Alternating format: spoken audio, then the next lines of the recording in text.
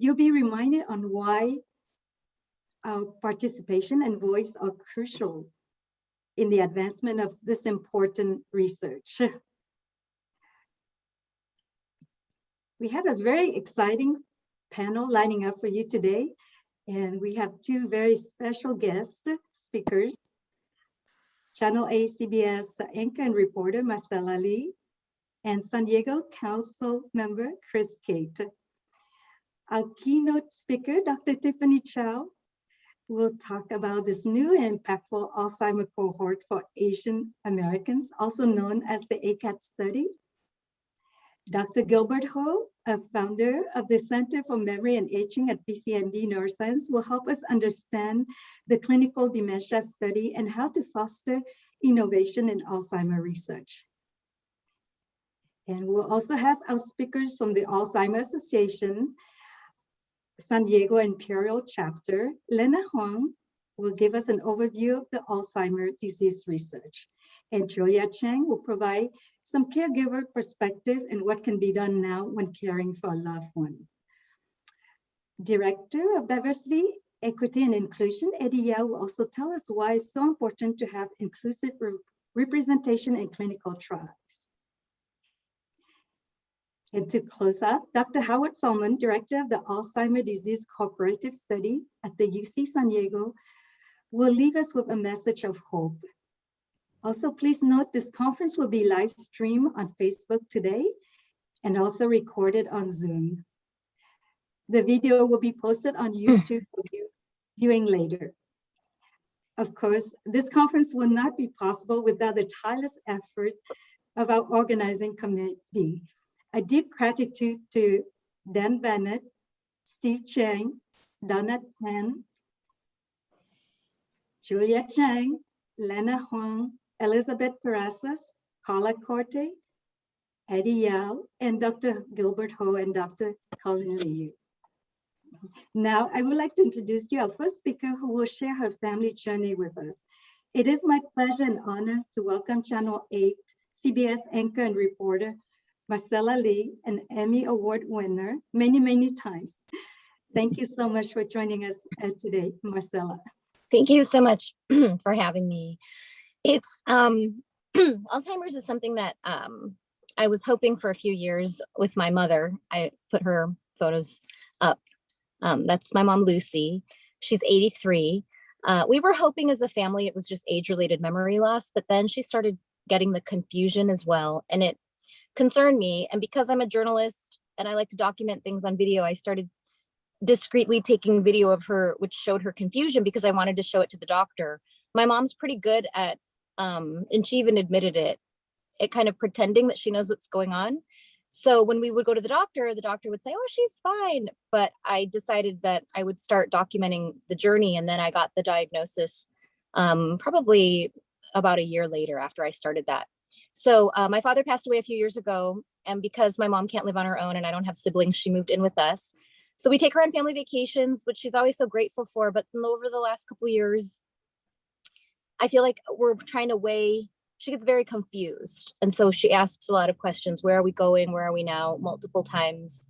And she loves being with us, but then she's also really confused. So I feel like I'm right around now at the stage where I think sometimes it's better to leave her in this environment that she likes, but we want to give her joy. So, we're just kind of navigating through that.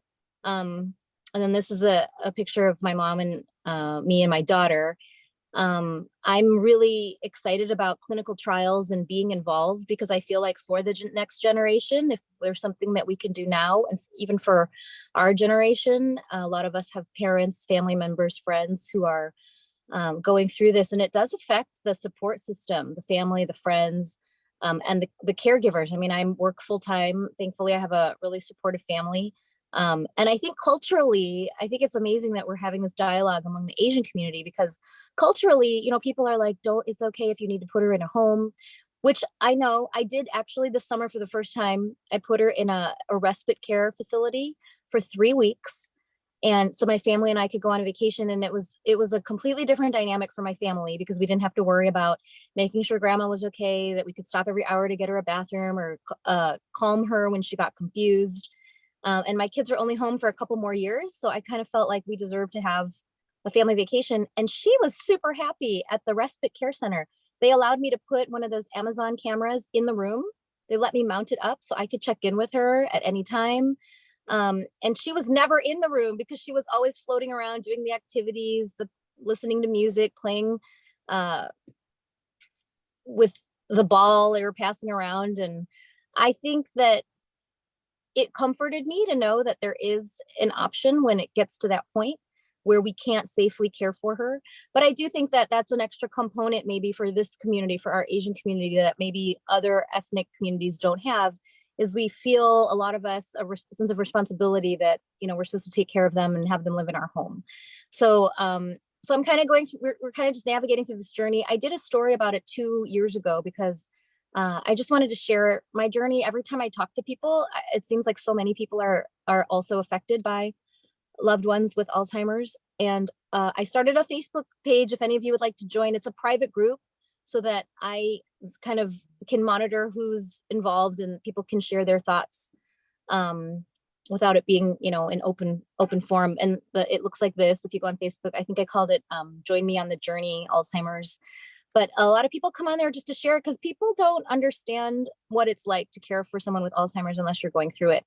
And I think I have it easier than people who have spouses that have it. That seems to be really challenging. And it's just a great place of comfort and to find support, ask questions to people who've been through it.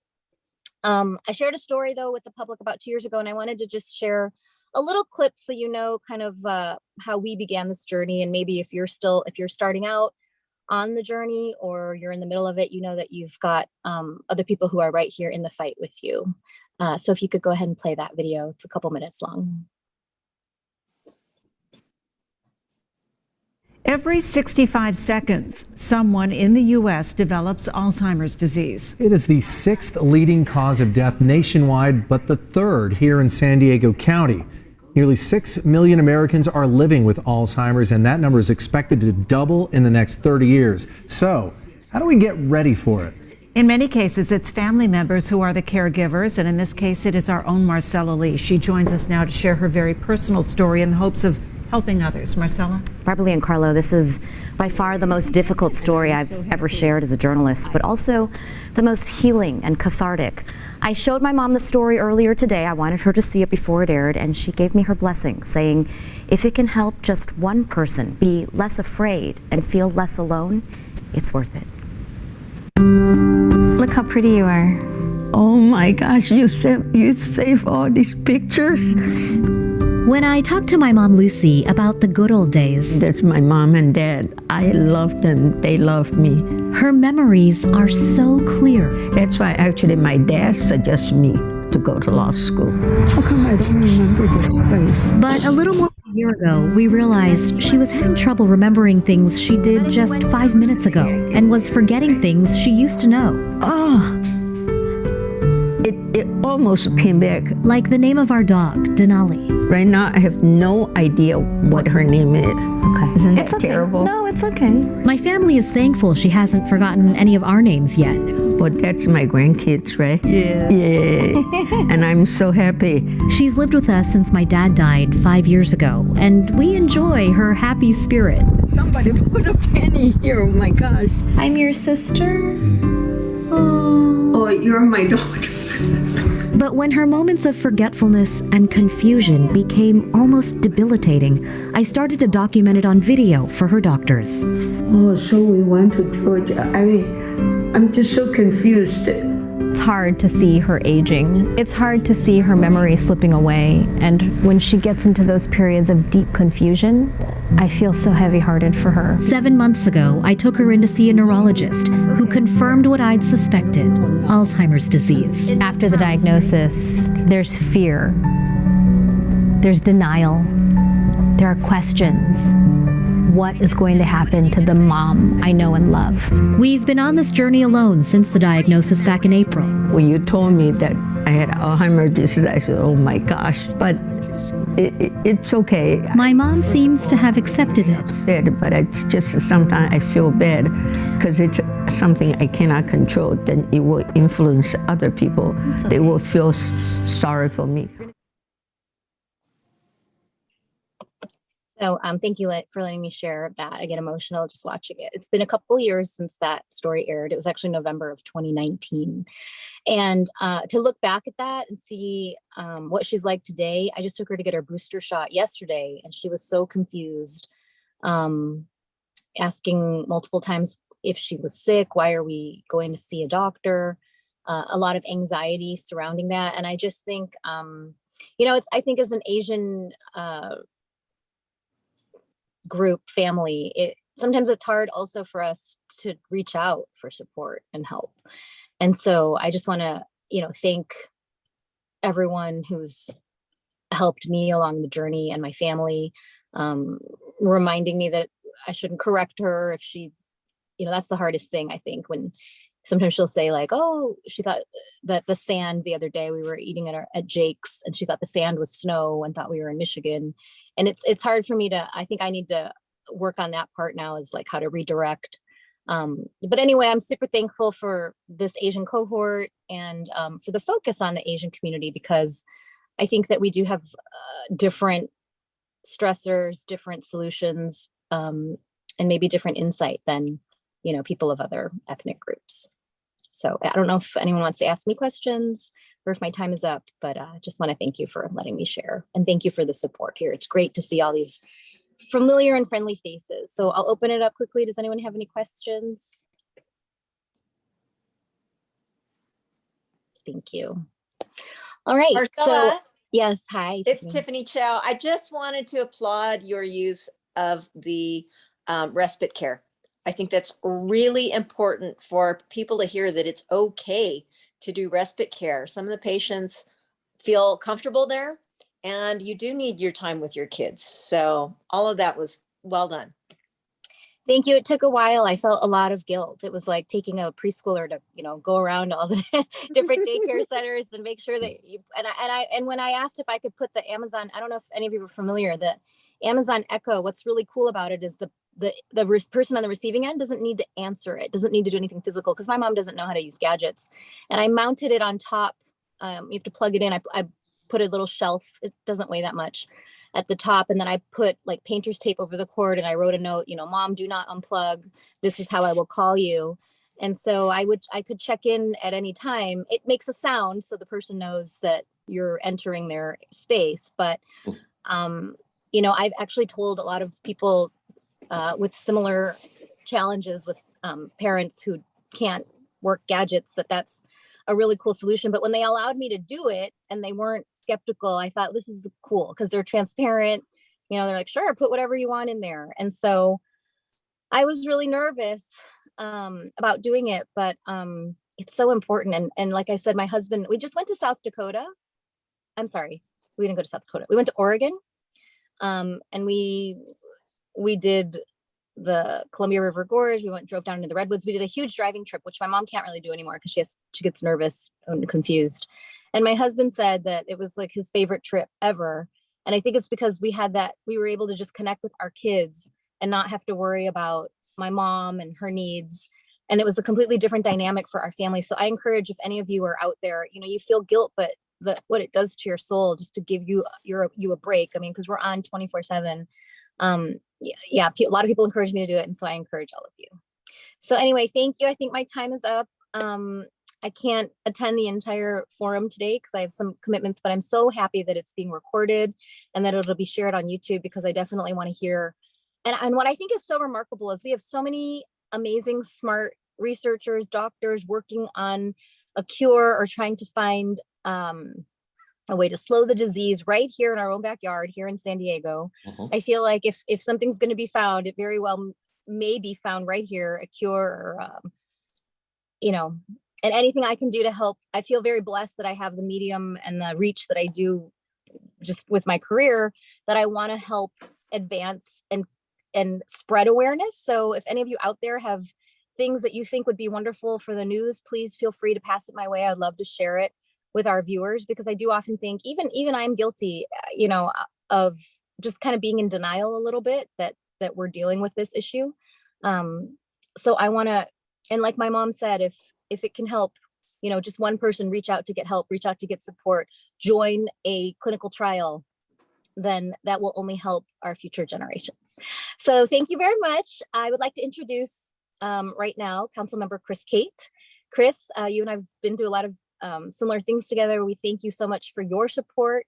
It's very helpful to see our city leaders taking a big interest in Alzheimer's disease. So I'm going to hand it off to you now. Thanks, everyone.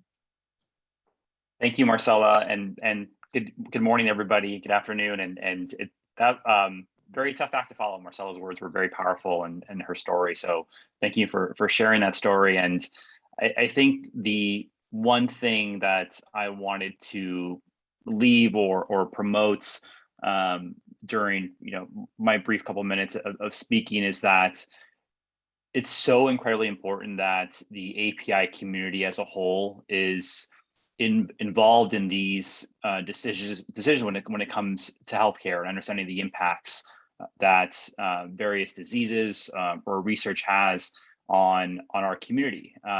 We're a very fast-growing population right here in San Diego. The district that I represent, 1 out of every 3 residents is of Asian American descent, and that number is growing considerably based on the last census information. And we dealt with this during COVID and understanding the impact COVID has on not only the API community as a whole, but the subpopulations, the sub-ethnic groups within our API community, because even kind of the larger cohort of API community members is so diverse in terms of the culture. I'm a Filipino American, and there's obviously others here today. And so being able to be a part of these trials, these clinical trials, and understanding what the impact has on our community is so incredibly important, and it's sometimes difficult for us to speak up, to boast, or to ask or even demand that we understand and our leaders understand the impacts that these decisions have on our communities. But I think in my 7 years of being on the city council, going to my last year, I can say that I think the growth of the strength of our voices has increased considerably over the last decade, and we're finding kind of that rhythm of being able to speak up when we need to, and for that I'm eternally grateful, and that we have leaders in communities like Marcella who have that platform and that medium and that voice to be able to share our different stories within our communities and bring awareness to others. So more than anything, I'm so grateful that we have these great organizations and collaborators, whether it's UCSD or the Alzheimer's Association and others, who are taking an interest in this and putting their money where their mouth is, and being able to try to find solutions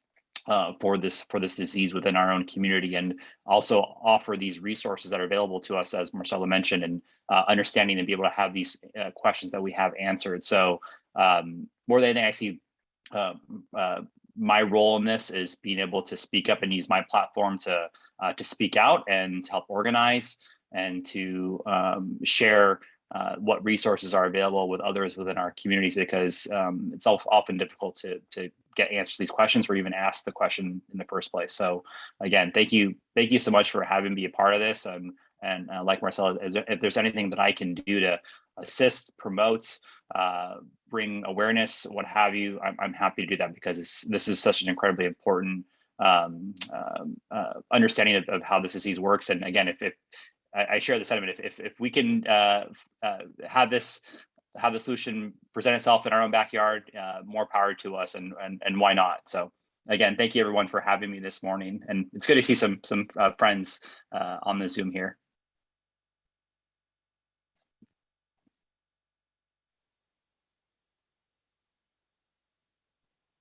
I think while we're in a little pause, I just wanted to tell you that you can either reach me through Facebook or through my work email, emily@kfmb.com. If you have story ideas or interesting research, exciting research that you wish to share. I did a forum over the summer with Congressman Scott Peters during Brain Health Awareness Month, and just love to get the advancements that we're working on here in San Diego to our public. So please feel free to reach out to me.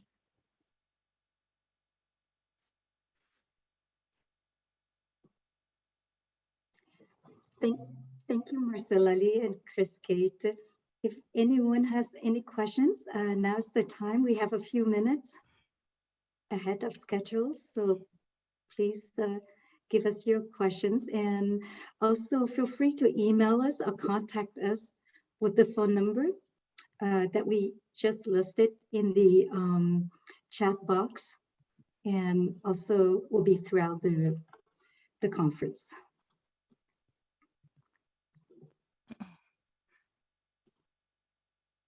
Sorry, my PowerPoint just freeze, so let me just share again. The beauty of technology, right, Anna?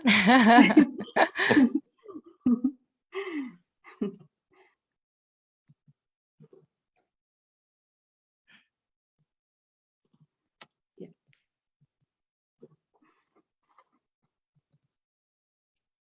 Sorry, I cannot advance, just 1 second.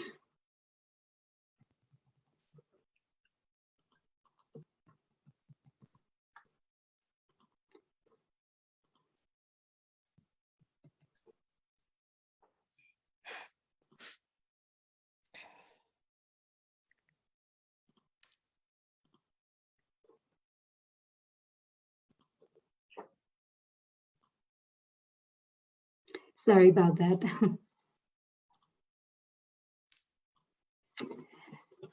So it's my pleasure to introduce our next speaker, Lena Huang from the Alzheimer Association, San Diego and Imperial Chapter.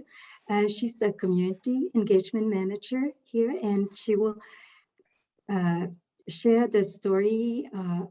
Actually, sorry, she's going to give us an overview of the Alzheimer and dementia. Yes, thank you, Anna. And thank you everyone for joining us this morning. As Anna mentioned, my name is Lena. I'm with the Alzheimer Association at San Diego Imperial Chapter. And I'm here to give you all a brief overview of Alzheimer's. All right, so as you'll see on the screen, the statistics here are from our annual facts and figures report. The disease is the 6th leading cause of death in the United States and the 3rd leading cause of death here in California. And Alzheimer's is an escalating epidemic with more than 6 million Americans living with the disease. And I want to kind of call back to what Marcella was saying. So one common misconception is that all older adults will develop Alzheimer's, but it's not part of the normal aging process. Although advancing age is a risk factor in getting the disease. Starting this year, more than 10,000 baby boomers will reach the age of 65 every day. And that means that the incidence of Alzheimer's will rise steadily and significantly. Over 11 million people provide unpaid care for those living with the disease. And oftentimes it's an elderly spouse or an adult child who takes on that responsibility. It can take 2 to 3 caregivers providing around the clock care 24 hours a day, 7 days a week to care for someone with Alzheimer's.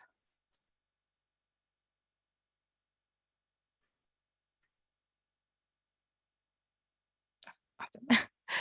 All right, so go on to the next slide.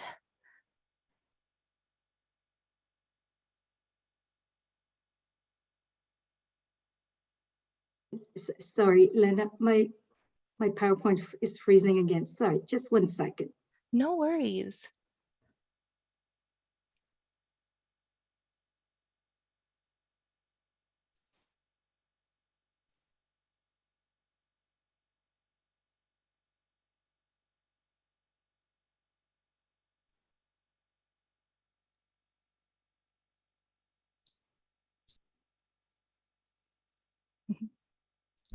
Awesome. Thank you, Donna. Yeah, you go ahead and take over.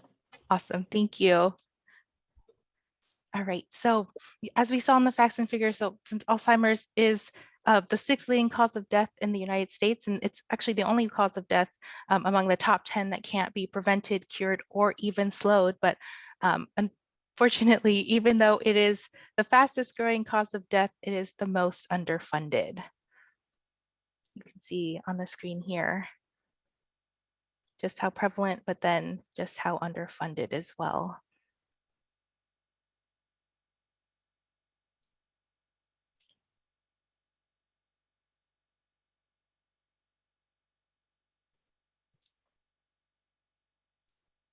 we can, oh, perfect. Okay. So Alzheimer's is the most common type of dementia, but there are other types as well.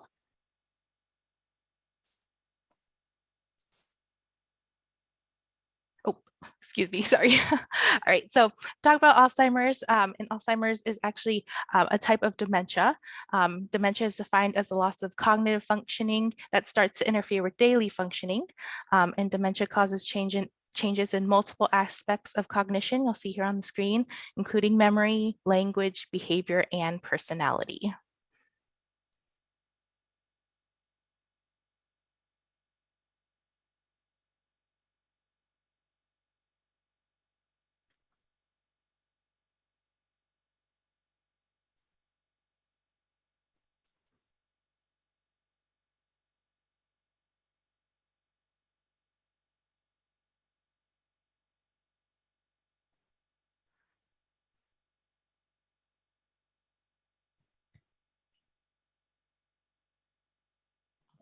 Sorry, my PowerPoint.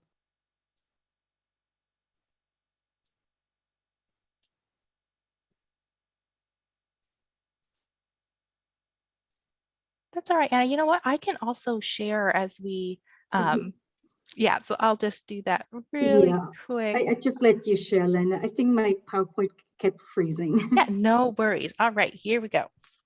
Hopefully y'all can see that. Okay, awesome. So Alzheimer's, of course, yeah. So Alzheimer's is the most common type of dementia, but there are other types as well. You'll see here on the slide, including vascular dementia, Lewy body dementia, and frontotemporal lobar degeneration. Other rare types of dementia are Parkinson's disease, Huntington's disease, normal pressure hydrocephalus, and Wernicke-Korsakoff syndrome. All right, so what exactly is Alzheimer's? It is a progressive brain disorder that destroys neurons in the brain. And like I mentioned on the previous slide, it's the most common form and unfortunately has no cure and is eventually fatal. All right. I'll go over the risk factors here as well. Age is the most common risk factor, so those getting older, 65 plus. But there are other factors as well that can contribute to developing the disease. But as I mentioned, age is the primary one. We also see that it is more common in women than in men, and that Down syndrome is correlated with it as well. Family history can increase risk, especially if another member of your family has developed the disease. And there are two categories of genes there at the bottom of the screen. Risk genes and deterministic genes. So some genes increase your likelihood of developing the disease, and those are the risk genes, and others guarantee that you will develop the disease, and those are deterministic genes, although these are rare. However, the genetic risk factors are just one of the factors, again, involved in developing Alzheimer's. All right, so what functions are affected?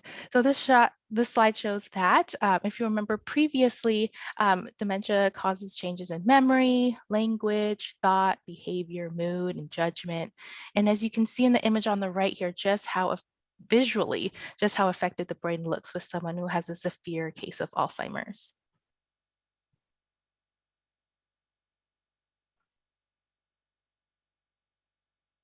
All right, so the progression of Alzheimer's is differentiated into 3 stages. We have early, middle, and late stages. In the early stage, symptoms are fairly mild. They're characterized by forgetfulness. Many people may forget what they've recently read or have issues driving when they hadn't before, or have difficulty handling social situations. During the middle stage, symptoms are a little more disabling and they might require more care. Those who are in the middle stage may have a greater difficulty with language. They may lose track of their personal belongings. They may require help getting dressed or going to the restroom. And then in the late stage, symptoms are more significant and more apparent. Both the long-term and short-term memory are affected. And in this stage is where around-the-clock care is needed. Marcella mentioned on 24/7. So that is in the late stage of Alzheimer's. Chat there. All right. Right, so here we have the 10 warning signs of Alzheimer's. I'll just read them really quickly here. Memory changes that disrupt daily life, challenges in planning or solving problems, difficulty completing familiar tasks, confusion with time or place, trouble with visual images and spatial relationships, new problems with words and speaking or writing, misplacing things and losing the ability to retrace steps, decreased or poor judgment, withdrawal from work or social activities, and changes in mood and personality. And though I can't go in depth on each, excuse me, of the warning signs here today, the association has an entire educational program on the 10 warning signs where you can learn all about each of these. And you can also learn more by going to our website here, I've listed at the bottom, alz.org/10 signs. All right, and speaking of programs, one thing I want to highlight, in addition to our programs that are offered in English through the association, we also have them that are offered in different languages as well. Very exciting. I love showing this because it's just something very close to me. Very quickly, I'll share. I had a family member who was diagnosed with Alzheimer's. I was about 8 or 9 when she was diagnosed, and as a little kid, we had no idea kind of what was going on. It was just, oh, she's just forgetting. We have to take care of her, make sure she doesn't go anywhere, or remember that she, make sure she remembers to eat. And, being Chinese American, my family, had no idea these resources were available. So I'm just so delighted to share that and show that now we have these programs offered in different languages. And so the one on the left here was our forum that was held in conjunction with our Northern California and Northern Nevada chapter in Cantonese, and an upcoming one here in Vietnamese. And so just such great resources, if I do say so myself, that are offered through the association. All right, so I do want to also highlight that all of our resources are free, from our programs to our support groups to our 24/7 helpline here, and which, as the name suggests, is available all day, every day, to provide information and confidential support to anyone who calls in. Our helpline specialists and care consultants are master's level clinicians who can help with decision making and crisis assistance, and can give education on issues that families face every day. Another thing, such a great resource, is that the helpline has translation services, and they're available in over 200 languages. So we are here for you all if you find that you want to talk to someone about anything you have, a family member or friend at home. We are here for you all.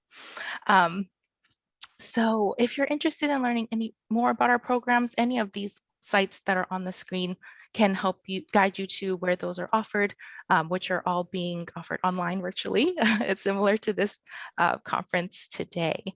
And, we'd love to hear, if you're finding yourself in your communities or your neighborhoods in need of support, again, for a friend or a loved one, a family member who has the disease. And, one thing I'll say too is, if we have support groups available here locally, and if you have one in your area that you're attending, we're absolutely here for you and are here to support you should you need it. All right, so, and I want to end my time today with the contact information for our chapter. Again, we're San Diego and Imperial, and located here right off of Governor. And, again, just want to stress that we are here, and there are folks here to support you in any aspect, however you are living with or dealing with the disease. I realize that my contact information is not on there, so I will pop that into the chat. But again, our helpline is an amazing resource. Our website, alz.org/San Diego, for local resources. So please don't hesitate to reach out if you have any questions at all. And we so appreciate you joining us today. Anna, I will kick it back to you. Thank you, Lena. Absolutely. We have a few minutes. If anyone has any questions, please let us know. if you have a question for Lena. Yes, absolutely. And again, I will throw my information into the chat as well, my direct line and my email as well. If you do have any questions or want to talk about, any of the resources that we have at the association. Thank you, Lena. Thank you. It's now my pleasure to welcome Dr. Gilbert Ho. Dr. Gilbert Ho is the founder of the Center for Memory and Aging at PCND Neuroscience. So Dr. Ho, the mic is yours. Thank you very much. Appreciate the opportunity to speak today, and thank you for Dr. Feldman and the ADCS for the invitation and the participation in this conference, and also in the ACAD project, which you'll hear more about later. And thank you to Marcella and Chris and Lena. Have a wonderful conference so far. In a second, slides will come up.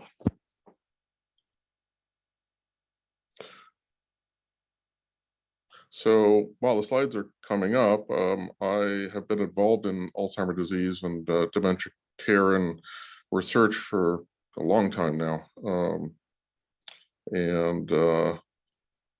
I, like quite a few others, was trained here in San Diego, which is one of the big centers for dementia and Alzheimer's disease research. Slides.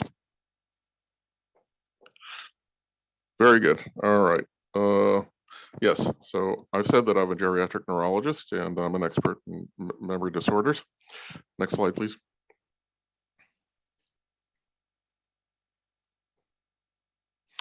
So I want to just walk people through some of the research milestones and challenges quickly in my little roadmap here. As you can see at the bottom, starting in 1900, there were people interested in Alzheimer's disease and dementia.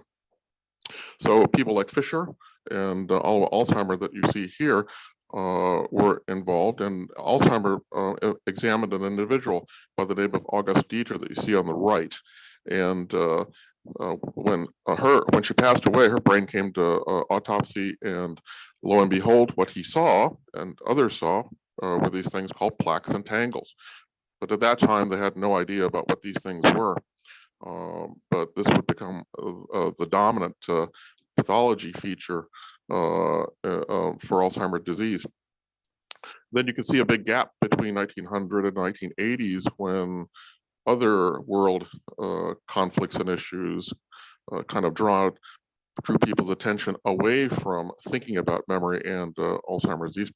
But then after the 1980s, next slide, please.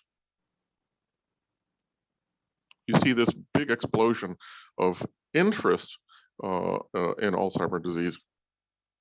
There we go. And I highlight several of these things. Bob Katzman defined dementia more clearly and indicated that Alzheimer's disease is the most common type, as Lena pointed out, while Leon Thal looked at a molecule called acetylcholine. And acetylcholine has led to the medications that we have now, donepezil, rivastigmine, and galantamine. Also, George Glenner found amyloid in those plaques in Alzheimer's disease brain, basically kicking off what we have now as the amyloid hypothesis and the amyloid revolution. Others looked at tangles and found tau there, and also the disconnection of nerve cells, synapse loss in the brain was also identified. I point out that Katzman, Thal, and Glenner, for those who are local, as well as myself, we're all here at UCSD in one capacity or another as faculty or in training.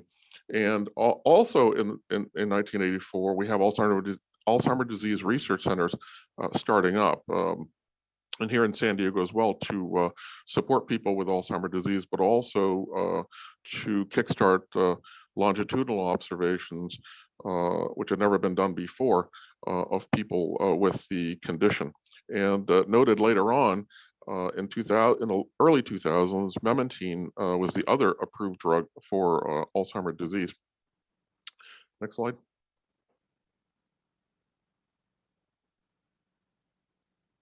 Right. So the third phase, we have one pivotal event. Ron Peterson identified something called mild cognitive impairment, which is basically a precursor to Alzheimer's disease and dementia, and really gives us the opportunity to try to prevent these conditions before they even start. And that's one of the foci of people's interest. Also, larger scale organized studies begin with the Alzheimer's Disease Cooperative Study in 1991. And then pharma and other individuals following afterwards to organize large treatment trials in Alzheimer's disease, which was a new thing as well. This has led to, along with this idea about amyloid being important in Alzheimer's disease, amyloid-based therapies, which have been developed for decades now, culminating in aducanumab that you see on the right. And we also have a redefinition of dementia, not just clinical, but also by pictures using MRIs and PET to look at the brain, as well as biomarkers and genetics in blood and in spinal fluid. So a different biological definition of the conditions. And lastly here, we have observational and prevention studies that are now possible because of these things, like Diane and A4 and the Alzheimer's Disease Prevention Initiative. And we have aducanumab approved this year, which is a medication for Alzheimer's disease, which is an amyloid lowering drug. And if you're interested, you could talk to your neurologist or a general practitioner about this medication. Next slide.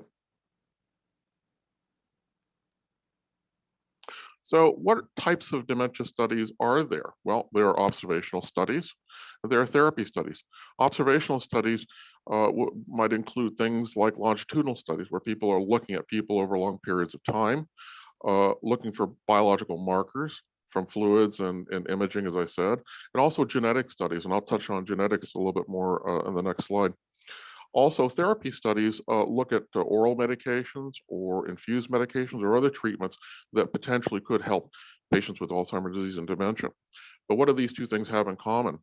They will go nowhere without study volunteers. So study volunteers are the center, the core to drive these things forward and make advancement. Next slide.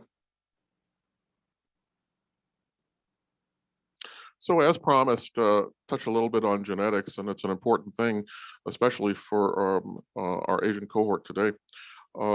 So genetics started partially with two things. Early onset Alzheimer patients, those who have the disease before the age of 65, have identified mutations in APP and presenilin. And you can ask me more about that later if you have an interest. But also for those over the age of 65, so-called late onset, that we see in the community, ApoE or apolipoprotein E is the first and still only validated genetic risk factor. We have an explosion in genetics after the Human Genome Project was completed. And instead of looking at single genes, now you can look at whole groups of genes or even dozens, hundreds at the same time. And these things ultimately downstream affect the proteins and the mechanisms that could potentially cause Alzheimer's disease. And you can see here on the right some of the ways that these things might influence the brain to cause disease, like protein aggregation. Amyloid is an aggregating protein, programmed cell death, mitochondrial dysfunction, inflammation, oxidative stress, etc. And beyond Alzheimer's disease, we also have non-Alzheimer's dementias, which Alina mentioned briefly. Lewy body disease is linked to Gaucher's disease now. And also frontotemporal dementia has major risk factor genes, including progranulin tau and C9orf72. I want to point out that for the Asian population, we know very little about the genetics, which is one of the driving forces of ACAD. Next slide.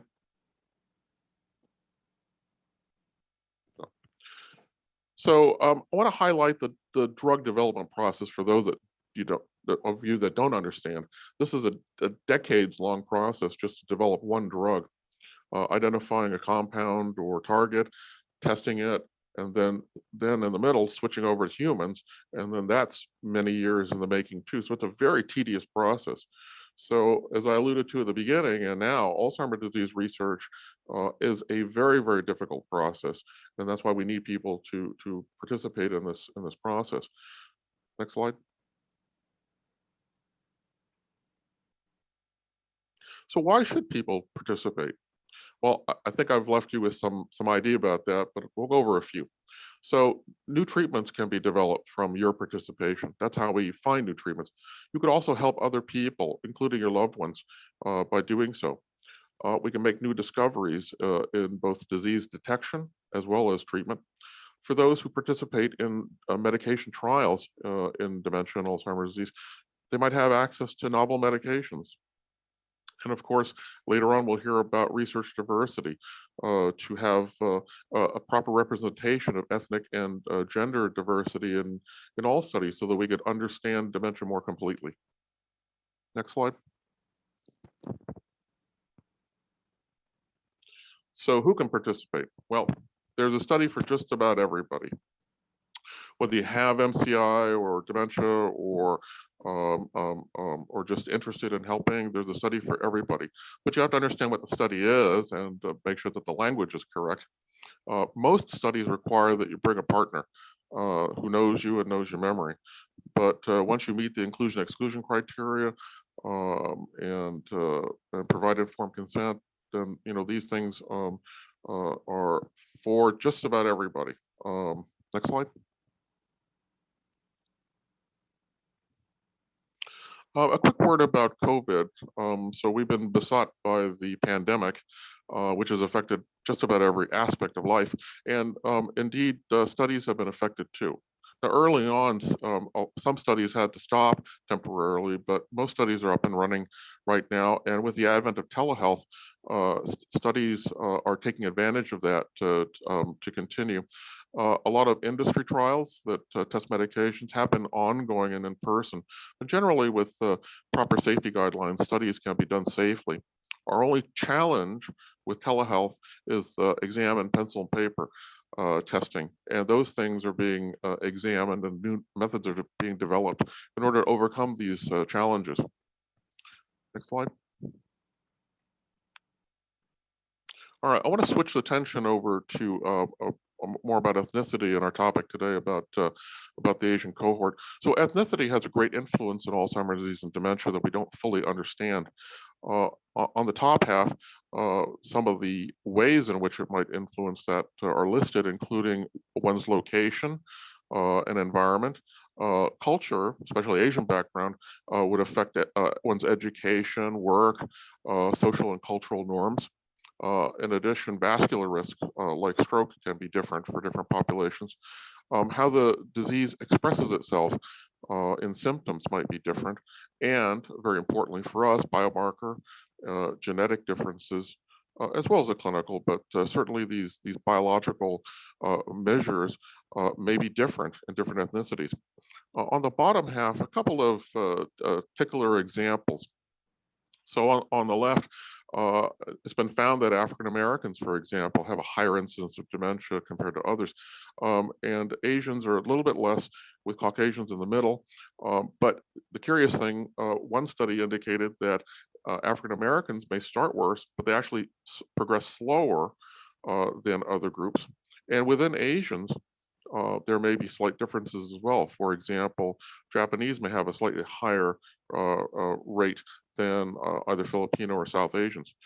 But these are very preliminary observations. We don't really understand any of these things very well. That's why we need to investigate further. Next slide. So I'll make my segue for the next speaker, who's going to talk about Asian cohort for Alzheimer's disease. So our AAPI group, our family of individuals in the Asian population, may have critical differences, and understanding those differences in terms of brain genetics, chemistry, and biology could have significant impact on our understanding. And another thing is that in Asian populations and possibly in Chinese Americans, there is some stigma among some families to talk about dementia and participate in these things, and we need to overcome that in order to get people involved. So our limited knowledge really is a shout out, is a call out for people to get involved in dementia research of any type, and especially in this case for the Asian population. We really need people to step up and participate so that we can advance our understanding. Next slide. Now, if anybody has any questions, you can, general questions, you can email me at the messages email. If you have personal questions or about a family member or whatever, feel free to call us at either of our numbers. These email and numbers will be flashed up in the middle and at the end if you miss it. Thank you very much for your attention, and happy holidays. So next, I would like to introduce with great pleasure Dr. Tiffany Chow, who is with IQVIA, and she is also a former UCSD trainee, a local person like myself, who is very seasoned and involved in dementia research in various aspects. I'll turn it over to Dr. Chow. Gilbert, that was really a wonderful overview. Thank you so much for setting the stage. In my comments, I will be reiterating some of the things that you learned from Dr. Ho, just because I think it really bears some repetition in terms of why we're doing what we're doing and why now is the time to act. So if I could have the next slide, please. I'm going to zoom in on a little piece of Dr. Ho's timeline of what was happening. In 1998, I was still a resident at UC San Diego, and Leon Thal ran into the VA residence clinic to announce that the FDA had approved Tacron, which was the first of the cholinesterase inhibitors to be allowed for Alzheimer's disease patients. But hey, there were virtually none of us Asian Americans involved in those trials. In fact, back in the bad old days, as important as this discovery was for Alzheimer's disease in general, they used to group all the non-Caucasian demographic people as other. And look, less than 1% of the patients in donepezil's pivotal trials were this other category. We have improved since then, but not by nearly enough. Now, this is not just something that I'm going to pin on the pharmaceutical sponsors of the cholinesterase inhibitor trials.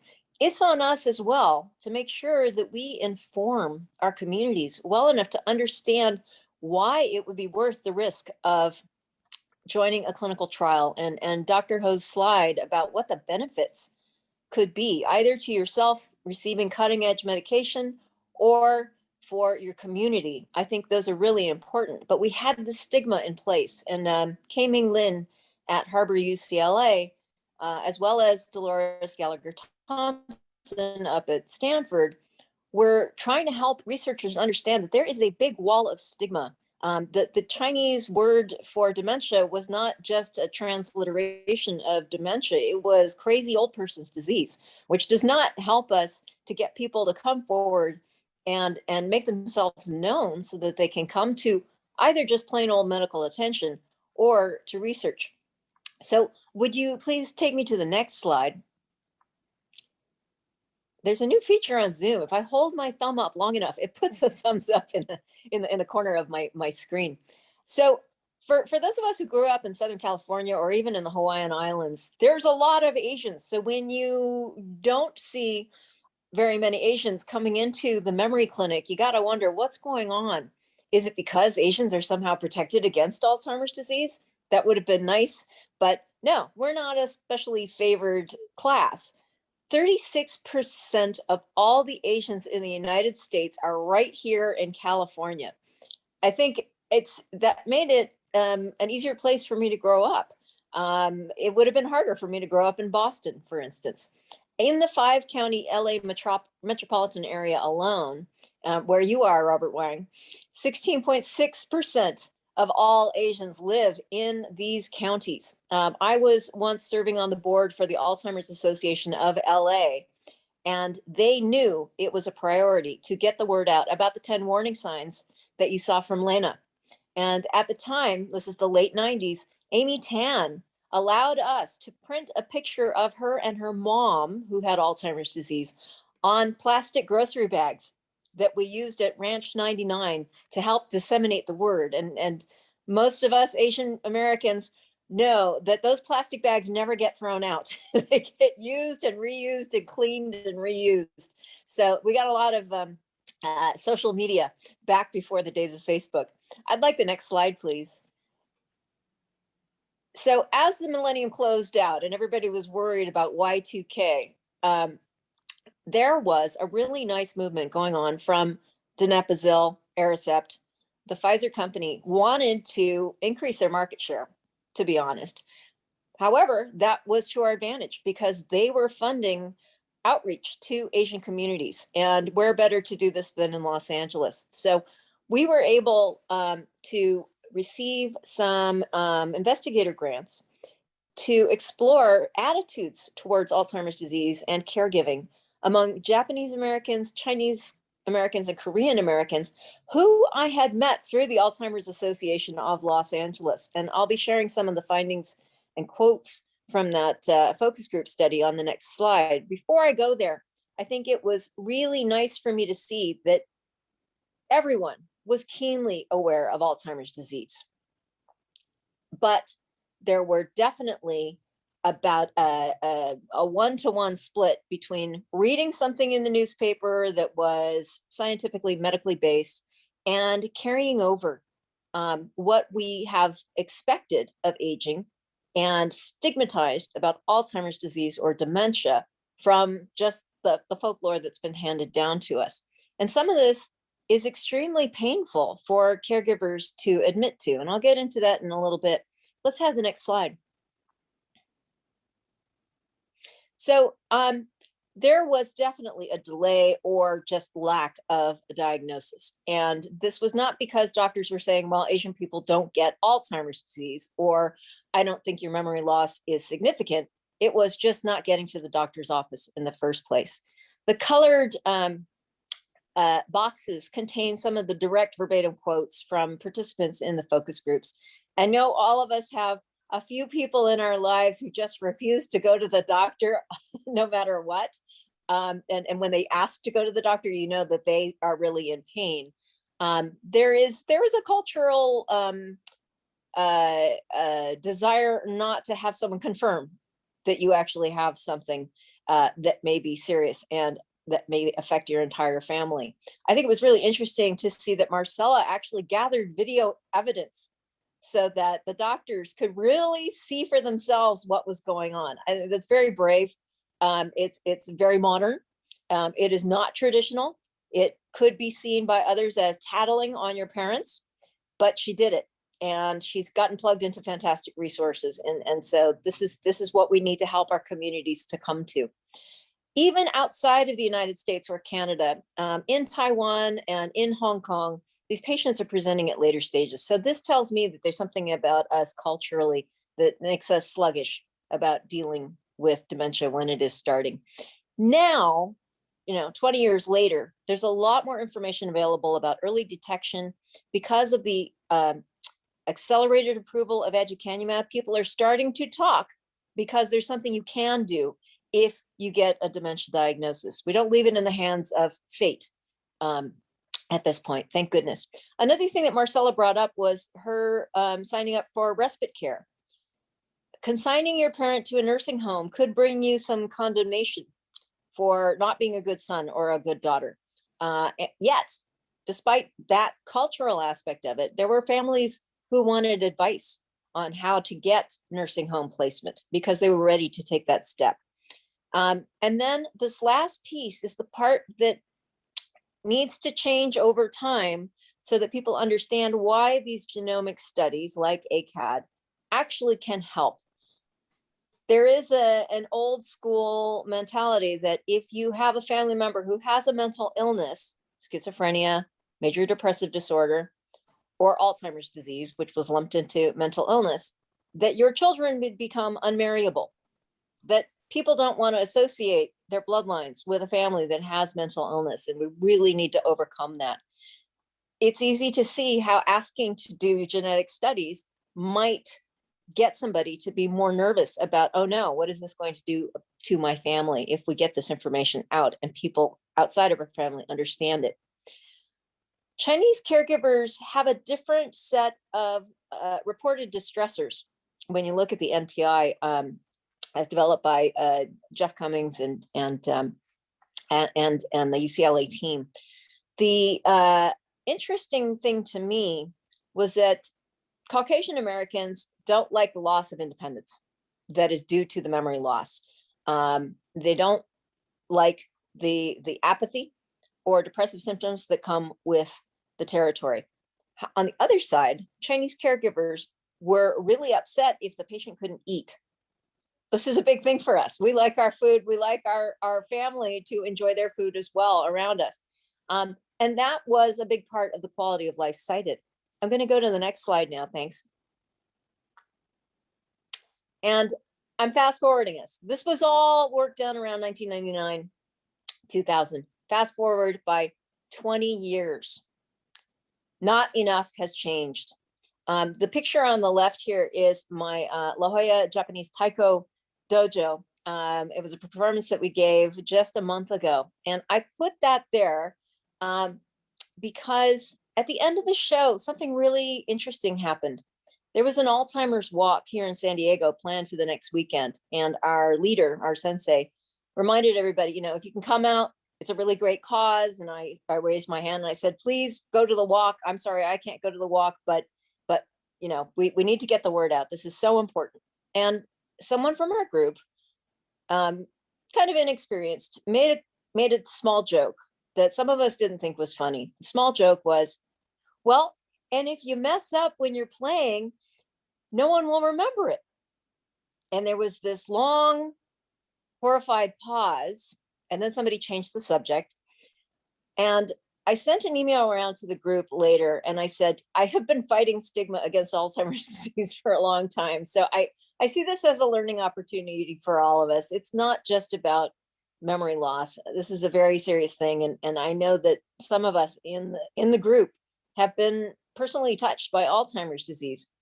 And interestingly, within the next 2 hours, about 10 of our members related that they had a parent or a grandparent who had been affected by Alzheimer's disease. And it was difficult because they didn't know what kind of resources to reach out to.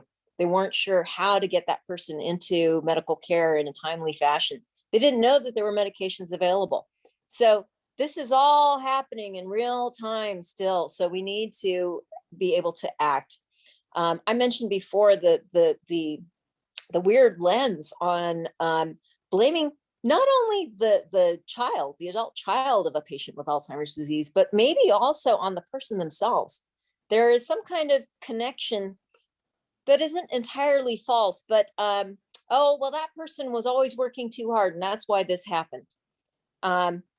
There is a role of stress as a risk factor in Alzheimer's disease risk. There is also a connection between recurrent major depression and Alzheimer's disease risk.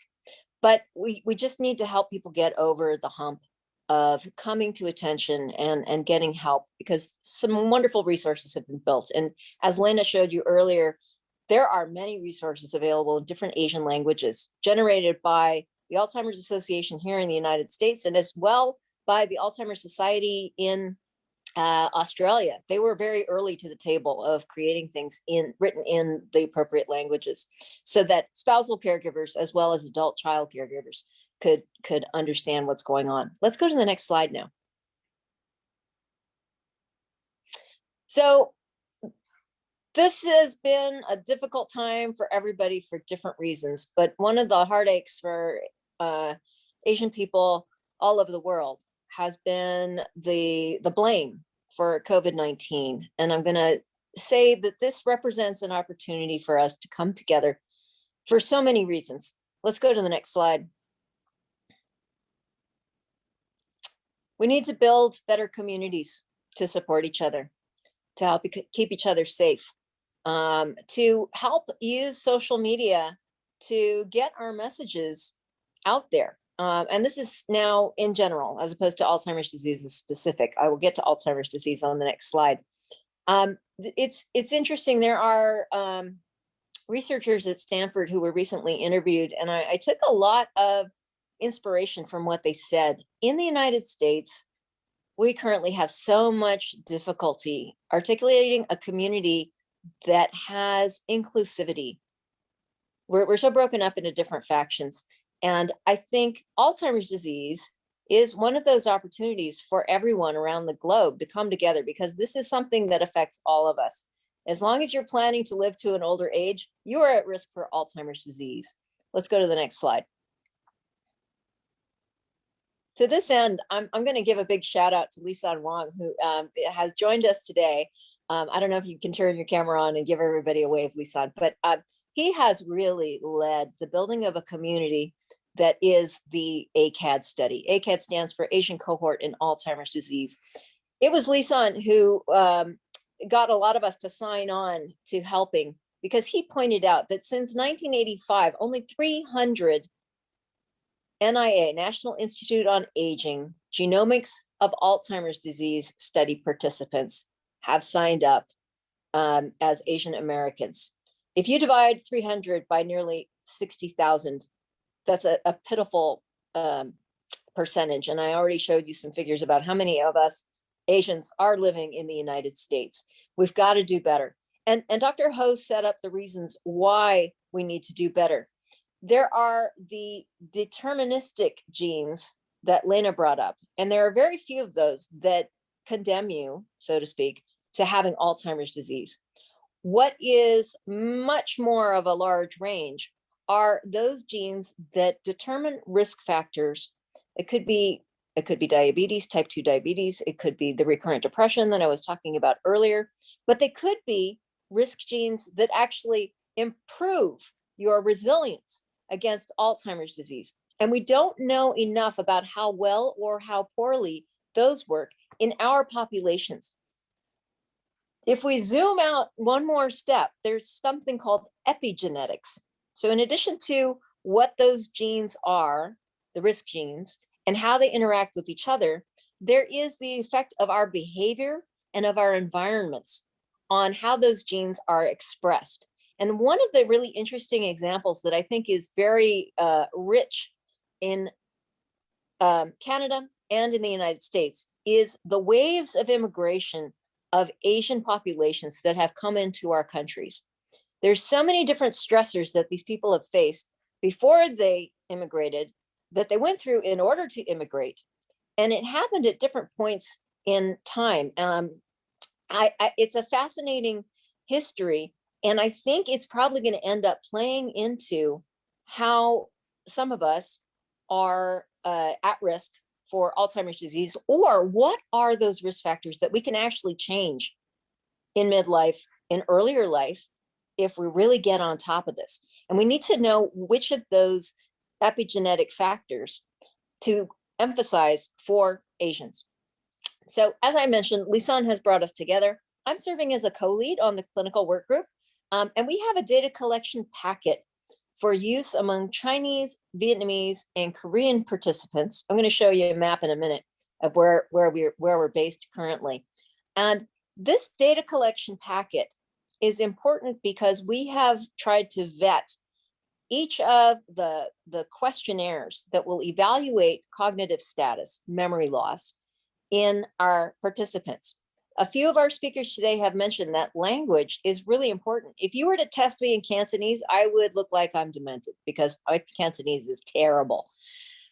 There are no instruments that are good across all languages. We have to pick different instruments based on where they have been validated for the kind of population that matches the ones that we are able to recruit into our study. And it's a very important point. I'm going to hit the next slide because I'm going to speak more about how we're doing the community outreach and partnering. I want to call out, oh, actually, this is our map. So let me do the map part first. So Robin Seung, Dr. Robin Seung is on the line. He's been participating in Alzheimer's research for a long time from UBC in Vancouver. Manny, I know you're on the line too. She's been helping out in those studies even before Howard Feldman came down to San Diego. We also have colleagues in Toronto, where there is a large population of Asian Canadians contributing into the ACAD study. You see, we're spread to the east and the west coasts. This is where many of our Asian Americans or Asian Canadians live. And we have some really fantastic, more community-based and also experienced academic centers, all contributing to this observational study. Let's take the next slide. I think Anna put the website address for the ACAD study in the chat window already, if you want to see some more of the wonderful details. So we're not just saying, yeah, we're going to call some of our friends in the community and see if they can refer some patients into our study. This is a community-based participatory research study where we have wonderful volunteers and other community influencers serving on the community advisory board. There are engagement activities to make sure everybody's apprised of what's going on and why we're doing things the way we are. And we are absolutely getting out into the communities, not just sitting at home on a Zoom screen, waiting for people to call us up. We really need to get the word out and become real people with real faces and voices and stories to share that helps to build the relationship. There are African-American endeavors along these lines for Alzheimer's disease. Dr. Ho explained reasons why for African-Americans there's a different challenge within Alzheimer's disease. We are behind the 8 ball on this. We haven't had as much funding and we haven't had as many bodies working together as a network to address this. So now we have a pretty darn good team. We're always looking for more talent, by the way. We have epidemiologists, clinician scientists, like Dr. Ho, the community-based participatory researchers, as well as some wonderful data management and statisticians, all coming together to make a concerted effort to set a standard for how this kind of work can be done in Asian populations. Right now, we have started with Chinese, Korean, and Vietnamese, but we know we need to get to Japanese, Filipino, South Asians, and I'm really looking forward to bringing everybody else in as we build the infrastructure. Lisa once said something that really I think is so important. People talk about doing diversity. They say it's hard. They say it takes more time, but we'll do it. You need to add in the respect word. We need to be able to include each other in a way that we can harmonize and have a bigger voice together. I think one of the things that has hurt us politically is when we've been split apart into factions. This kind of effort, as I mentioned before, the immigration status sets us apart from Chinese nationals, Japanese nationals. So we need to explore what might the differences be within Asian subgroups, depending on where you are having epigenetic risk factors impacted or not. Let's have the next slide. So we've already learned some lessons. We've done quite a bit of work, and Anna has just recently updated our progress slide, which I think is going to be coming up very soon. I think one of the things, as a person who works at a commercial research organization now, is that it's just a fact of life for many of us that there are some people who will be interested in enrolling in a trial, but they won't meet the inclusion criteria. And that's okay, because we'll just refer them to another trial that they may be eligible for. But in this tender, sensitive area where people have had to overcome some stigma or some other community hindrances to come to us to say they're interested in being in this study, we need to try wherever we can to avoid disappointment arising from people investing time and some degree of hope that they're going to be able to help others. We need to be very sensitive to telling them whether they cannot participate. We need to, therefore, understand what their stories are. And I mentioned the immigration history's importance, but we spend a lot of time up front trying to figure out how they're going to be most comfortable presenting us with information about themselves. And there are sensitivities that I've just learned about as part of my involvement in ACAD, and I'm grateful for all of that. Korean Americans may have suffered so much in their early life that when we do the early life enrichment scale, which came out of Rush Medical School, we may be touching upon some very, very disturbing, traumatic memories. And so we need to give people the time and the space to share as they are comfortable, and then elicit where there are opportunities, these important stories that may actually impact their risk of getting a dementia later in life. I think Chinese Cultural Revolution, similar, but not the same story. So we all have to learn more about the histories of these folks before we just go stumbling in and asking a bunch of questions, just running through a survey blindly.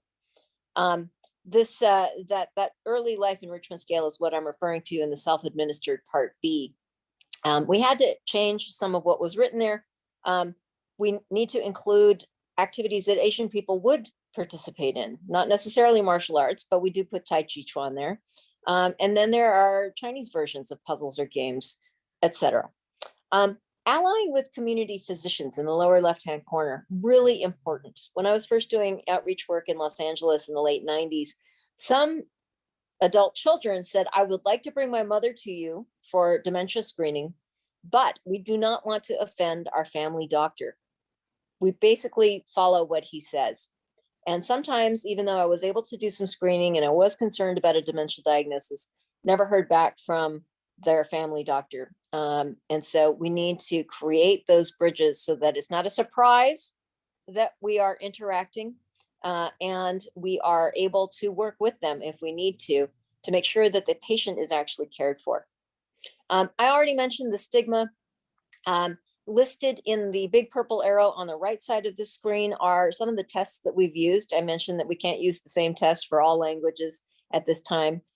Maybe we're going to be able to collect enough data to validate the use of one of these tests, but it hasn't been done yet. And I'm going to go to the red arrow, which is very different from life in an academic Alzheimer's disease research center, an ADRC. The ADRCs have been in place since around 1996, and they were headquartered here at UC San Diego. In these interactions, the mentality was, we're going to try to spend all day with you. We're going to go through all the questionnaires. We're going to send you over to the MRI scanner. We're going to draw some blood, and then you'll be happy that all you had to do was one day's interaction, and now you're done until next year when we'll try to repeat the same story. In this case, no, you need to work your way up. And so it's a very important distinction in working with Asian populations. Let's go to the next slide, which will be the last one. So I showed you the map of where all the sites are, and we have only started to recruit in earnest as of the very beginning of September. Yet we have so many patients or potential participants willing to help us out. Some of them are normal, healthy controls who have no cognitive complaints. Others actually do have dementia. Some are somewhere in between those two groups. So I think we're well on our way, and thank you for your support. Thank you for letting us speak to you about the study today. I'm going to end there.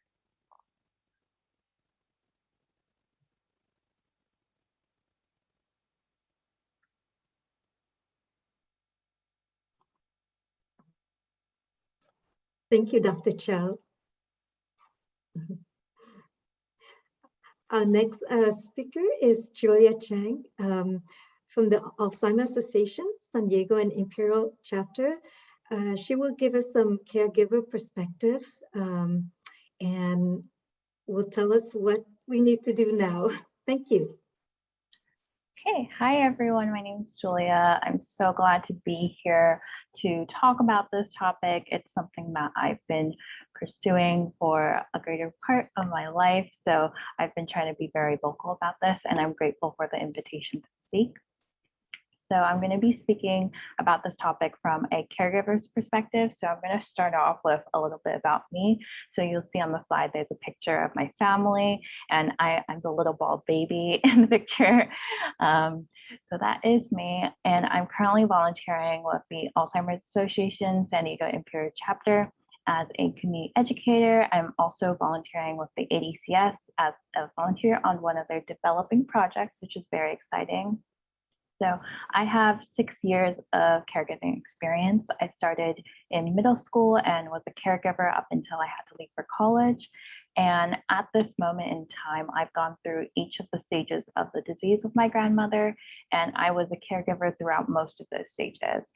And my grandma is currently in the late stage, and she doesn't recognize anyone anymore, but we're still glad to have her here and to have her as happy as she is.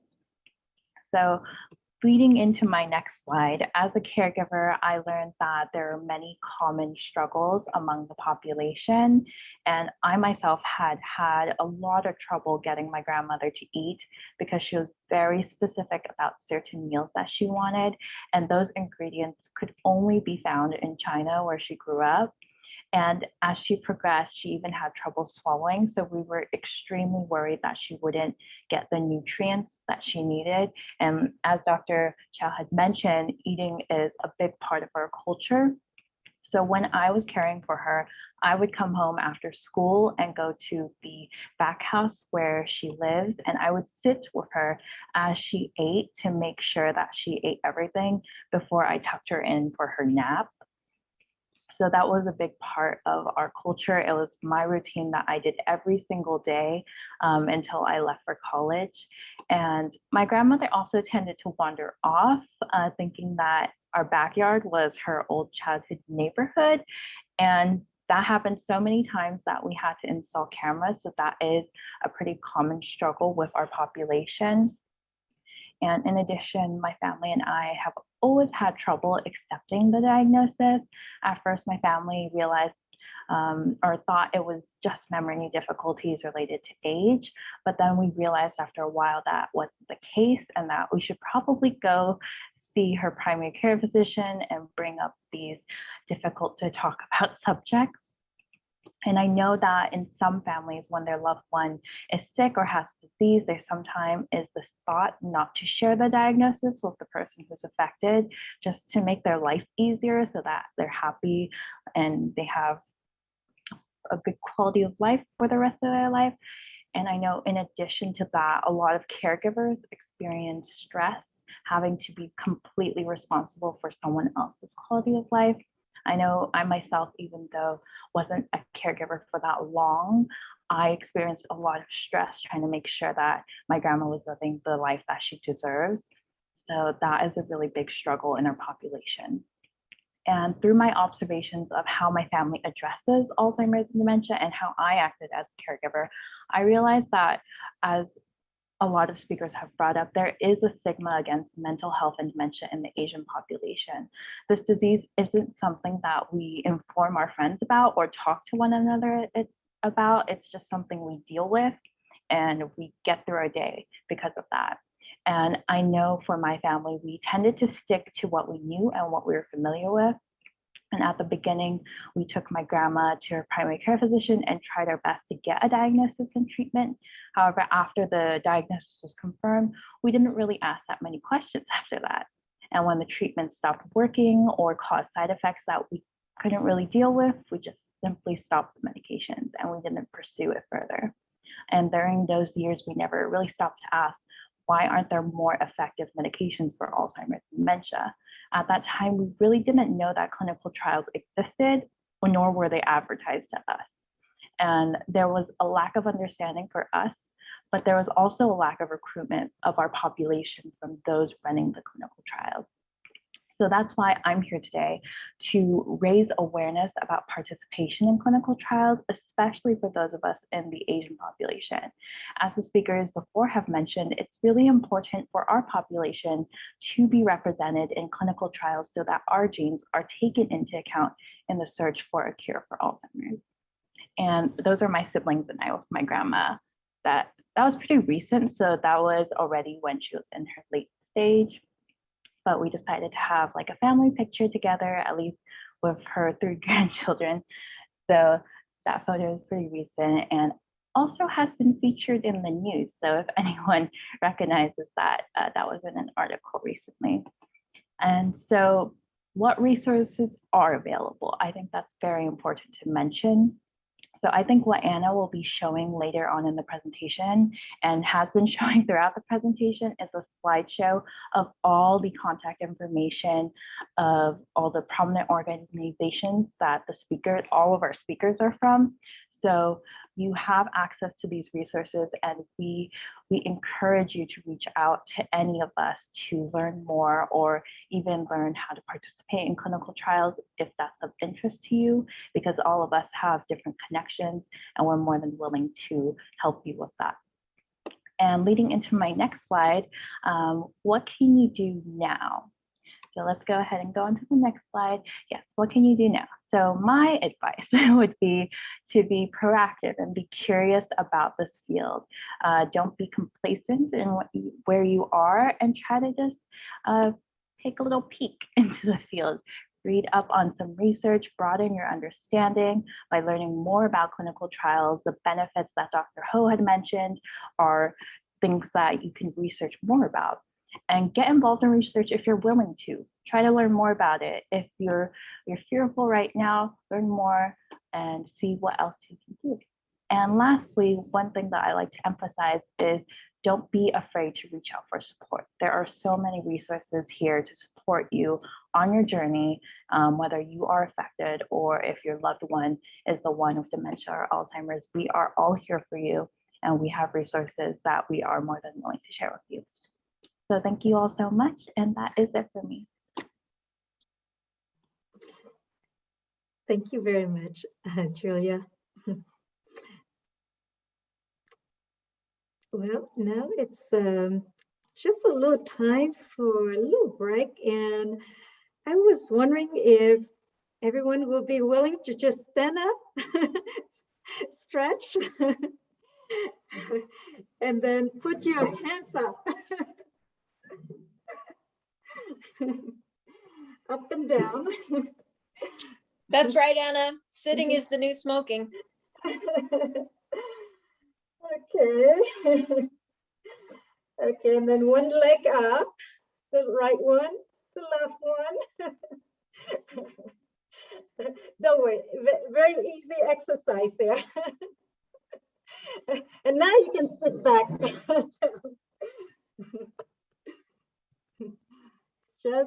Just a little break.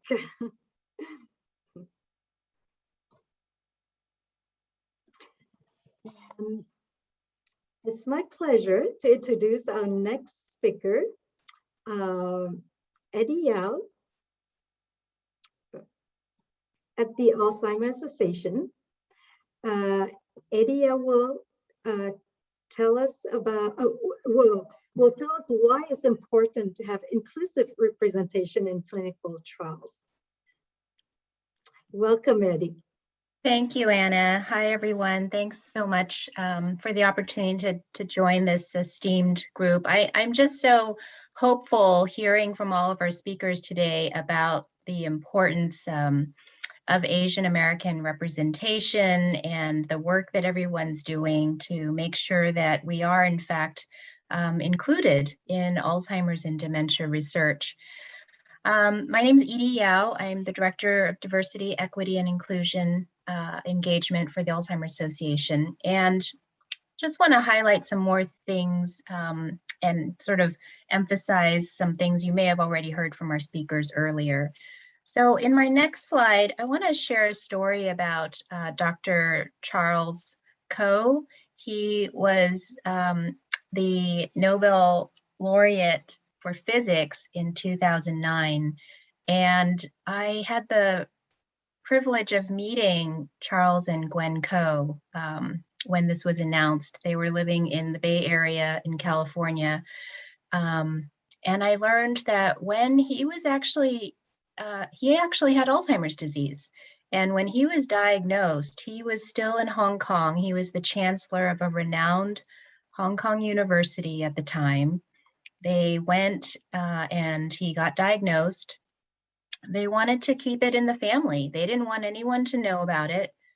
And somehow it leaked into the newspaper. And it was front page news in Hong Kong news. I mean, can you imagine your own diagnosis being splashed on the cover of a newspaper and you haven't even processed what this means for your own family? But Mrs. Coe explained how it was really shocking. And at the same time, what they discovered was that people started coming up to them on the street saying, you know, my mom has Alzheimer's. I have a family member with Alzheimer's. And somehow it started the conversation. And they made a conscious decision from then on that they were going to have him be the face of Alzheimer's, the Asian face of Alzheimer's, and turn this, what seemed like a tragedy, into good. And what they have done in all the years since is really become influential in raising that conversation and even changing the terminology that is used in describing Alzheimer's and dementia in Asia. It's really remarkable. So we need more stories like that, and we need more people like Marcella and Chris talking about their experience with Alzheimer's and dementia. Next slide. So the Alzheimer's Association, we put together an annual facts and figures report, and you saw Lena highlighted some of the statistics around Alzheimer's. And one of the things that we did this year was in our special report, we highlighted a report that's entitled Race, Ethnicity, and Alzheimer's in America. And we conducted a survey of a couple thousand individuals, caregivers, as well as people in the United States. This was the first time that we actually included Asian Americans and Native Americans in this survey. And one of the highlights or I think headlines from that special report was that discrimination is in fact a barrier to Alzheimer's and dementia care. So in exploring the attitudes and perspectives around Alzheimer's and dementia, this was a finding. And you can see that 34% of Asian Americans have reported discrimination when seeking health care. Next slide.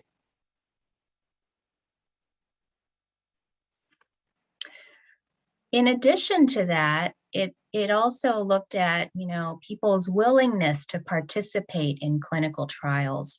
And one of the facts that we've highlighted earlier was that less than 5% of trial participants in Alzheimer's trials are Black, Latino, Asian American, Pacific Islander, and American Indian. And so I think we really do need to understand, well, why is that? As Dr. Chow said earlier, we can't just have a flyer and expect people to just show up, right? There needs to be some concerted effort. And I think one of the things that we've learned over time is that many people, particularly Asian American communities, but other underrepresented communities, they're not even sought out for clinical trials. And so if they don't know about it, how are they supposed to even participate? There are also higher dropout rates in Alzheimer's disease trials. So understanding why that might be. And perhaps, again, just bringing out some more education and awareness about what's entailed in a trial and also why it's important to participate and some of the bioethical reasons. There have certainly been some just horrific examples from historical experiences that may, lead people to be very hesitant to participate in research. And so there is a responsibility among the research community to restore and build trust with various populations. Next slide.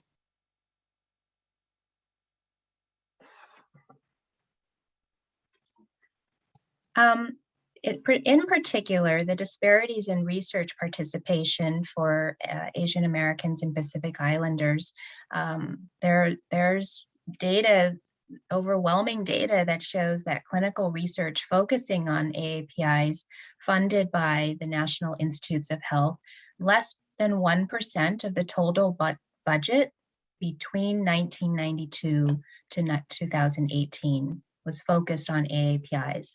And so we certainly want to see a much more greater emphasis on understanding our Asian American population. And then also less than 3% of total participants in studies at Alzheimer's disease research centers were Asian Americans. As we've heard earlier, the barriers can include cultural differences in some of the testing. The tests may not be validated in language or taking into account some cultural relevance, but also the linguistic limitations. Next slide. In the special report from the Alzheimer's Association, one of the things that was highlighted was really looking at some of the reasons cited by people not being interested in clinical trials. Overwhelmingly, most people don't want to be the first. They don't want to be a guinea pig. But in particular, what's interesting is that 43% of Asian Americans indicated time and cost are notable barriers to research participation.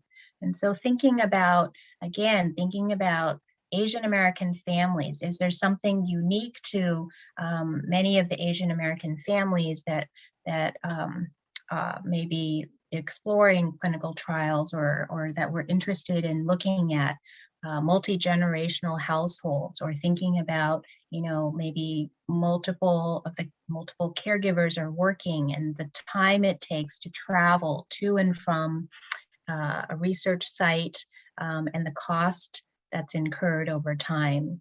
So I think these are important just to recognize as we're building out research to include Asian Americans. Next slide. On the other side, there's been a paper published in the Alzheimer's and Dementia Journal led by Dr. Van Ta Park, who's part of ACAD, but also from CARE, which stands for Collaborative Approaches for Asian American Research, and building out a registry to include Asian Americans, and doing a study to explore what might be some of the reasons to motivate Asian Americans to participate. And these were the three overwhelming reasons. One is to help provide more resources and information. The second one is there is personal interest. People do have an interest in participating. And then I think the most important reason that people cited was importance of community representation. So again, that notion of feeling like we need to represent Asian Americans, and in order for us to understand more of how this benefits us, as well as understanding some of the unique differences for Asian Americans. Next slide. I also want to highlight that there's an area around legislation to think about how do we bring equity into clinical trials in that sense. And there is a bill called ENACT, which stands for Equity in Neuroscience and Alzheimer's Clinical Trials. And it is really addressing exactly what I've shared in three prongs. The first one is to expand access and increase outreach to underrepresented populations, thinking about our Alzheimer's disease research centers in communities that we're trying to reach, right? Again, reducing those barriers in that sense. The second one is increased diversity among the clinical trial staff. Is there representation within the researchers and their staff who are conducting the studies? And also, if not representation, at least some training and understanding of some of the unique historical perspectives or challenges or things to consider among the different populations. And then the third one is to reduce the participation burden. Is there some way to incentivize those who make it easier for participants to actually be a part of the trials? Next slide.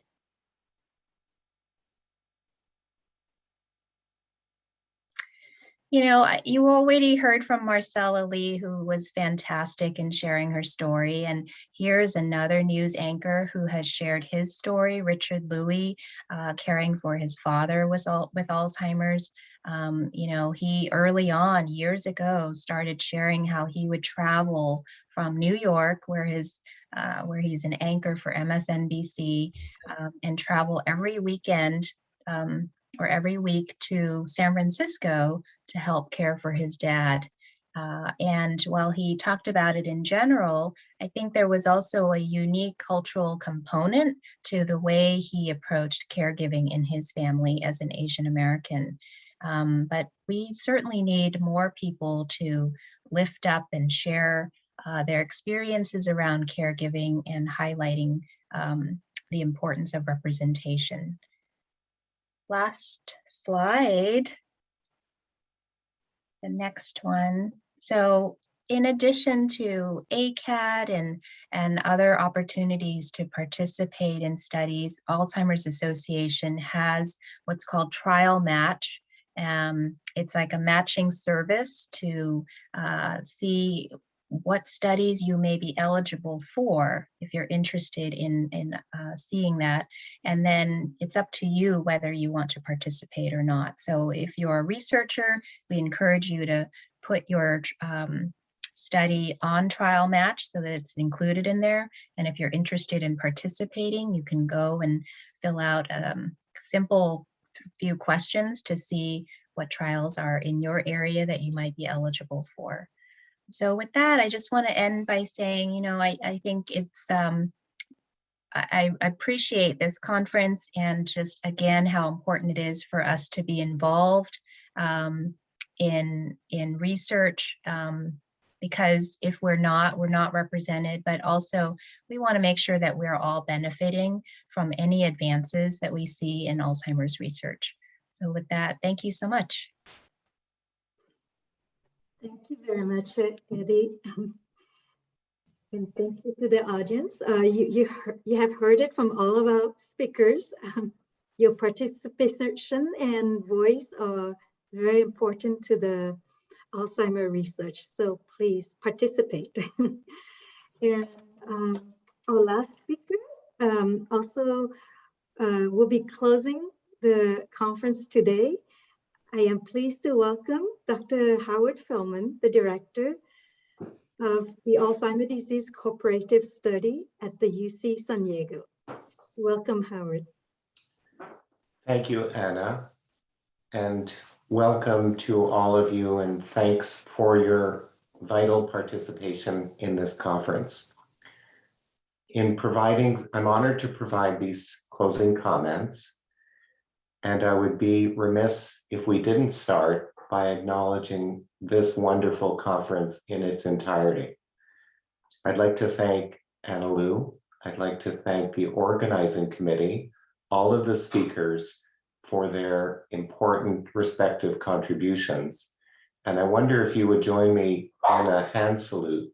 Use your hands in whatever way you wish to say thank you to Anna Lou and to the whole team that has put this seamless conference together. Well done, everyone. Thank you. Great job. As you've heard, I direct the Alzheimer's Disease Cooperative Study. We presently support the conduct of 8 to 10 clinical trials. So we are deep in the weeds and conduct of this every day. It's in what we do. For the ACAD study, we've taken an interest in launching the pilot study in the Vietnamese community, an activity that has been one of great pleasure and important commitment that we've made to the community to start the process of the ACAD study in San Diego. Let's go on to the next slide. In all of the research, here's my disclosure. So we don't leave home without providing a disclosure. But what's really important for this purpose is to recognize that we do team science. This is a team sport when we do research. It involves all kinds of partnerships. It involves industry partners. It involves the National Institutes of Health. It involves small biotechnology. Anyone with a good idea is welcome to approach us with it.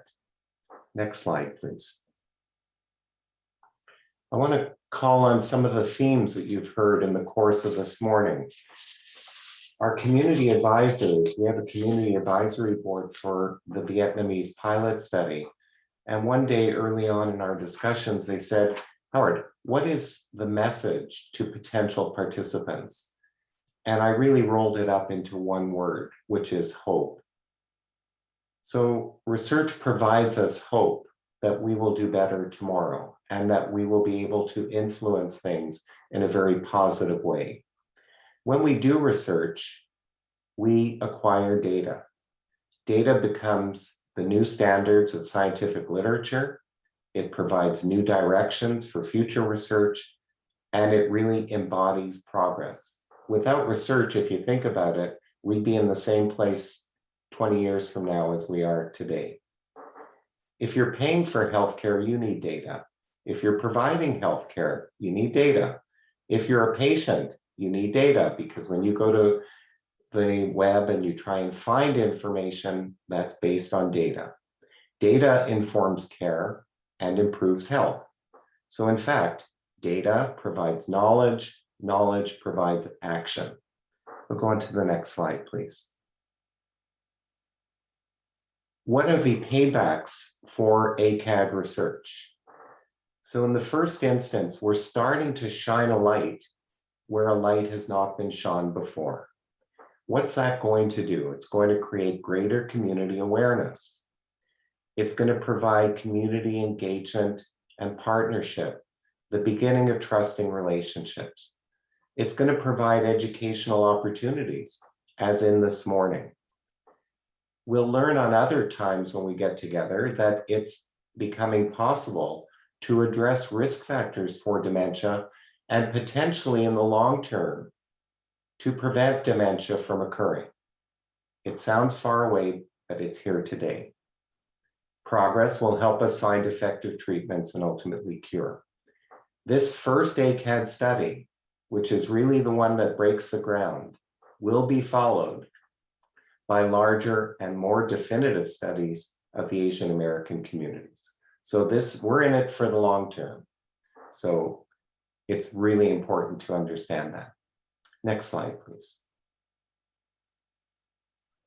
So I wanted to close really by giving you a personal example of how research has translated to action in a very, very powerful way.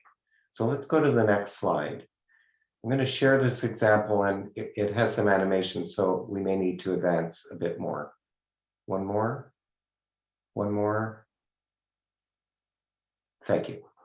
So this is research you heard about colleagues from the University of British Columbia in Vancouver attending this morning. This is some research that we undertook when I was at University of British Columbia, and it's a very powerful example about how genetics, clinical care, and research come together. So in the left upper panel, we were seeing some families and persons referred to our clinic. You see UBC 11 referring to a family that we saw. And you see the squares that are blackened of individuals with a particular type of dementia that Dr. Ho referred to, frontotemporal dementia. And we were doing genetic counseling, and we recognized that we needed to draw a sample of DNA. Eventually, through a collaboration with Mayo Clinic, we sent the samples for molecular genetic investigative analysis to Dr. Mike Hutton. At the same time, in our neuropathology lab, Dr. Ian McKenzie had identified these rather cat-like inclusions that you see in that histopathology. I don't have the pointer to point at it, but you see something that resembles a cat eye. And Dr. McKenzie took a great interest in that. It went off to a lab at the University of Pennsylvania. They identified the protein as being something called TAR DNA binding, TDP43.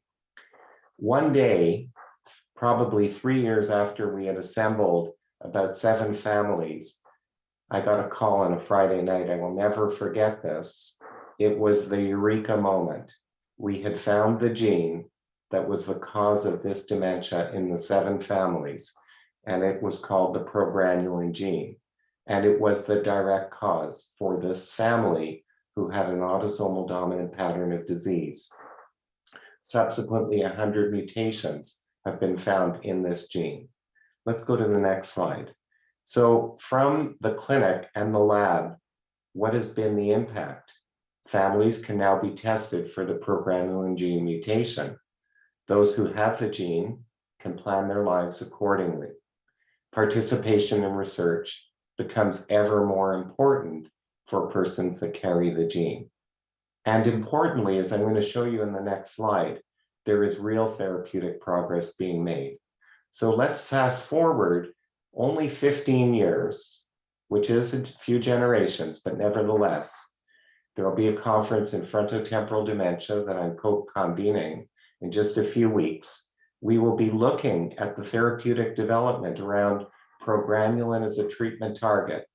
And look at this, 4 programs, 2 of which involve gene therapies that have a chance to definitively treat the disease, and 2 others that modulate progranulin very directly to treat persons and families affected by these mutations.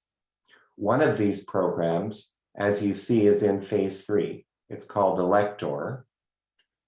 From phase 3 to available treatment may only be a few short years from now.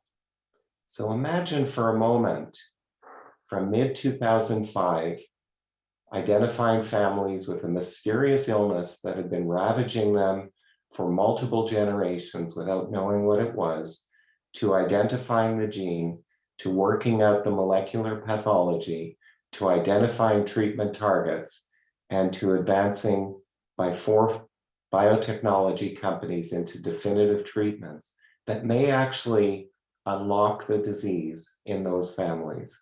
How remarkable. So we close on the theme that we started with, hope. For these families, there is the prospect of hope coming ever closer. So I'd like to close with one last slide, which is to express our appreciation that we can't do this without resources. The NIA has provided ACAD its first funding through its R56 mechanism. Dr. Lee Son Wong has provided us some funds locally to do the Vietnamese pilot study, which was not inside the funding envelope. We've assembled the type of team at UCSD that has the diversity that's been called for this morning. And one of our greatest accomplishments that we're really proud of is to identify colleagues Lucy Vo, Perry Nam, Diep Nguyen, Luan Nguyen, who have become student partners. So these are undergraduate and medical students that have joined our team. And we're extremely excited by the next generation starting to take an interest in this work. We've built community partnerships that have been vital to this, which did not exist as pathways before. And we've benefited tremendously from an outstanding citizens advisory board that has really worked tirelessly helping us with translations and other fundamental steps that we've needed to reach the possibility of the persons that we want to thank the most, which are the heroes and volunteers that participate in ACAD that step forward. So thanks again to all of you for participating this morning, to the team that's put this together, and to the masterminds behind the ACAD project. Thank you.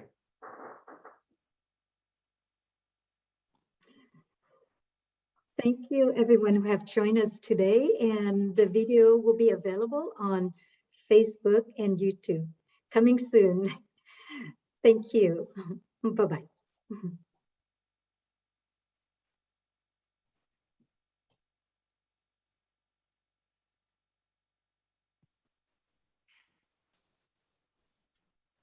Anna, are we going to try to do the group photo? What happened to Anna? Uh-oh. We lost Did she Anna. go? I don't. I think she forgot. Oh. Yeah, I think she just dropped off. Well, Joe, we are have a you group. still on the line? We have somebody who can do a group photo. Unfortunately, I've got to figure out how to do, I can do gallery view. Okay, I think I can do it. There might be more than one screen. So smile as if I'm taking your picture. I'm going to have to do maybe 2 or 3. So everybody, you're ready? I'm going to give you a 3, 2, 1 count at Marlene. You look so beautiful. Okay, 3, 2, 1. Oh, wait, Steve, I think I missed you. Let's do it again. 3, 2, 1. Okay. Yeah. Oh, I got Steve, man. You're like 2 seconds behind the trigger. Okay. So, Marcella, you're back. Awesome. Okay. Let me have your smiles. I got Marcella right below Lisa. There we go. 1, 2, 3. Eric's iPad. I don't know your names, but you're also adorable. And Howard, I've got you on screen 3. Howard and Daniel, you're both there. Are you ready? 3, 2, 1. And I don't think I have a last screen. So I think I got everybody but Steve. I want the peace sign one more time. I'm giving you one more chance. There you go. All right. All right. Screen 1. Here we are. Joe, I missed your thumbs up. Put them up again. Yeah. Okay. The official photographer has finished. I will send these to Anna. Really a great morning, everyone. Thank you. Thanks, everyone. Thank you all so Bye. much. Thank you. everyone. Thank you. Bye-bye. I'm going to end the Bye. video now. Bye. Bye, Lisan. Have a great Bye-bye. weekend. Thank you, Howard. That was beautiful.